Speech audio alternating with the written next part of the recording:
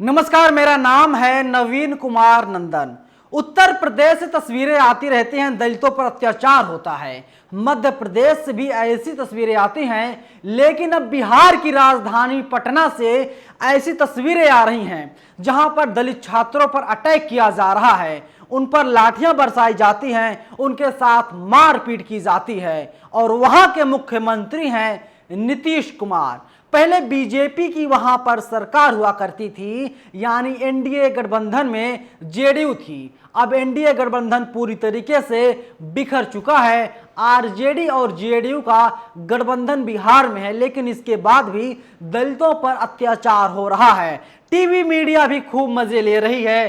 TV media अलग अलग तरीके से अपना रंग, रूप और आकार दिखाने का काम कर रही है। लेकिन खबर यह है कि पटना में अंबेडकर हॉस्टल है। अंबेडकर हॉस्टल दलित छात्रों के लिए बनाया गया है, जहां पर राज्य के अलग अलग हिस्सों से बच्चे आते हैं, दलित छात्र आते हैं, वे वहां पर रह करके पढ़ाई करते हैं। लेकिन हमारे देश में कहावत बहुत फेमस है, जाति है कि जाति नहीं।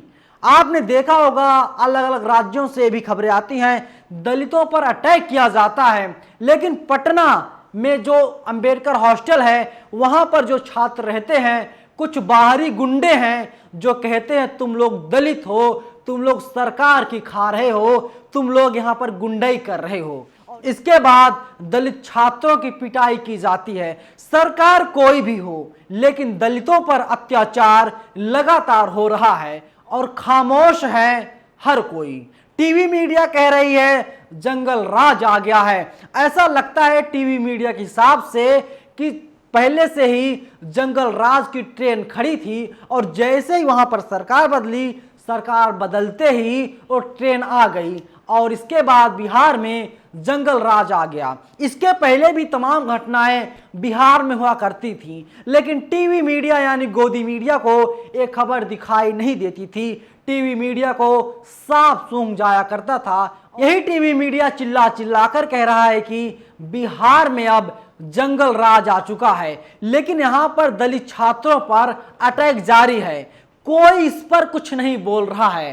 टीवी मीडिया अपने एंगल से नीतीश कुमार और तेजस्वी यादव को बदनाम करने के लिए अपने अपने एंगल से खबर चला रही है। मैं आपको स्क्रीनशॉट कुछ दिखाता हूं, देख लीजिए। न्यूज़ 18 ने खबर छापी है अपनी वेबसाइट पे। न्यूज़ 18 लिखता है, पंजाब में दलित छात्रों के हॉस्टल पर हमला, रोड़ेबाजी, फायरिंग में आधा दर्जन छात्र जख्मी हो गए। जो छात्र जख्मी हुए थे उन लोगों को नजदीकी अस्पताल में भर्ती करवाया गया, जहां पर उन लोगों का इलाज जारी है। सरकार कह रही है कि जो लोग इसमें आरोपी हैं, हम लोग उन लोगों की गिरफ्तारी लगातार कर रहे हैं और पटना की पुलिस सक्रिय हो गई है। वहां का जो माहौल है, अभी वो माहौल तनावपूर्ण हो चुका है। इसके साथ ही पुलिस की तमाम टीमों को वहां पर लगा दिया गया है। इसके साथ ही वहां पर अलग अलग एजेंसियों के जो टुकड़ियों को भी लगा दिया गया है, पुलिस फोर्स को तैनात कर दिया गया है। नीतीश सरकार यही कह रही कि पूरी स्थिति पर हम लोग नजर बनाए हुए हैं। न्यूज़ 18 आगे लिखता है, पटना के राजकीय अंबेडकर कल्याण छात्रावास पर यह हमला हॉस्टल के छात्रों द्वारा 2 स्थानीय युवकों की पिटाई किए जाने के बाद हुआ। इस दौरान दोनों गुटों के बीच जमकर मारपीट और रोड़ेबाजी हुई। असामाजिक तत्वों द्वारा कई राउंड फायरिंग भी की गई है। लेकिन जो हमारे सूत्र हैं वे बता रहे हैं कि इन लोगों के ताल्लुकात एक पार्टी से है और उस पार्टी के कार्यकर्ताओं का काम है किसी भी तरीके से वहां पर हिंसा भड़काई जाए, किसी भी तरीके से नीतीश कुमार और तेजस्वी यादव की सरकार को बदनाम किया जाए। लेकिन आप जान लीजिए, जहां जहां पर दलित छात्रावास है, वहां पर कुछ बाहरी गुंडे आकर के अपना कब्जा जमाना चाहते हैं और वे इस तरीके से उस राज्य को जलाना चाहते हैं। अभी आपने देखा था इलाहाबाद विश्वविद्यालय में एक छात्र ने सुसाइड कर लिया, क्योंकि वहां पर 400% फीस की बढ़ोतरी की गई है। छात्र कह रहे कि हम लोग गरीब हैं, हमारे माता पिता इतना रुपया नहीं कमाते हैं कि हम फीस को आसानी के साथ भर पाएं। चंडीगढ़ यूनिवर्सिटी में क्या हुआ, चंडीगढ़ विश्वविद्यालय में यही हुआ। छात्राएं वहां पर नहा रही थीं और छात्राओं का वीडियो वायरल कर दिया गया। लेकिन इसके बाद जब मामला पूरा खत्म नहीं होता दोनों, उससे पहले ही मामला पटना से आ जाता है। पटना में इस तरीके से नाइंसाफ़ी की जा रही है।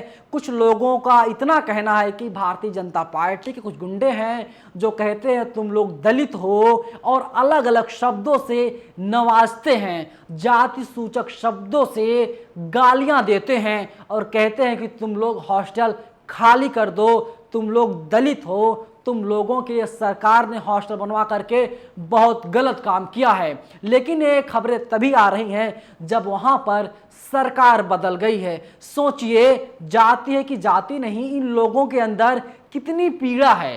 ये लोग मानसिक बीमारी से ग्रस्त हो चुके हैं। कुछ गुंडे ऐसे हैं जिनका काम यही है कि हिंसा भड़काना, द्वेष भड़काना और दलितों को पढ़ने ना देना, उन्हें हर एक तरीके से कमजोर किया जाए। लेकिन बिहार में सरकार तो जरूर बदल गई है, लेकिन अब वहाँ की जो सरकार है वो कह रही है कि गुंडे किसी भी कीमत पर बख्शे नहीं जाएंगे, उन पर कार्रवाई होगी। अब तक तकरीबन 4 आरोपियों की गिरफ्तारी भी हो चुकी है। लेकिन छात्रावास में घुस करके इस कदर बमबारी करना, रोड़ेबाजी करना, मारपीट करना, ये कहीं ना कहीं जाहिर करता है पुलिस प्रशासन का रवैया क्या है।